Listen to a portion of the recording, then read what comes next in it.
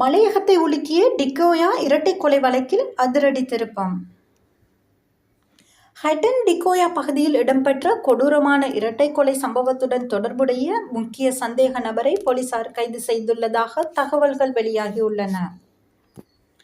Hatton police நிலைய சிரேஷ்ட அதிகாரி பிரதீப் வீரசேகர அவர்களின் பணிப்புரையின் பேரில் மேற்கொள்ளப்பட்ட விசேட தேடுதல் நடவடிக்கையின் போது பொகவந்தலாவ பெட்ரோசோ தோட்ட பகுதியில் உள்ள வீடொன்றில் மறைந்திருந்த சந்தேக நபர் கைது செய்யப்பட்டுள்ளார்.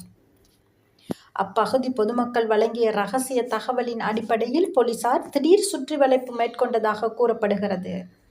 கைது செய்யப்பட்ட சந்தேக நபரிடமிருந்து கொள்ளையடிக்கப்பட்டதாக கூறப்படும் தங்க நகைகளும் கைப்பற்றப்பட்டுள்ளதாக தகவல்கள் வெளியாகியுள்ளன.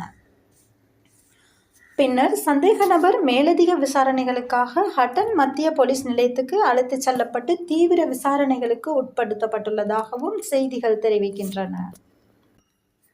இந்த கொலை சம்பவம் தற்போது சமூக வலைத்தளங்களில் பெரும் பேசுபொருளாக மாறியுள்ளது. குறிப்பாக வயதான தம்பதியினர் இவ்வாறு கொடூரமாக உயிரிழந்தது மலையக மக்களிடையே பெரும் அதிர்ச்சியையும் வேதனையையும் ஏற்படுத்தியுள்ளது.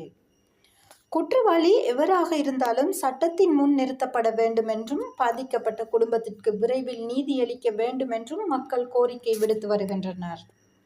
மேலும் இந்த சம்பவத்தின் உண்மையான காரணம் என்ன, பின்னணியில் வேறு யாரேனும் உள்ளனரா என்பதற்காக மேலதிக விசாரணைகளை போலீசார் தொடர்ந்தும் முன்னெடுத்து வருகின்றனர்.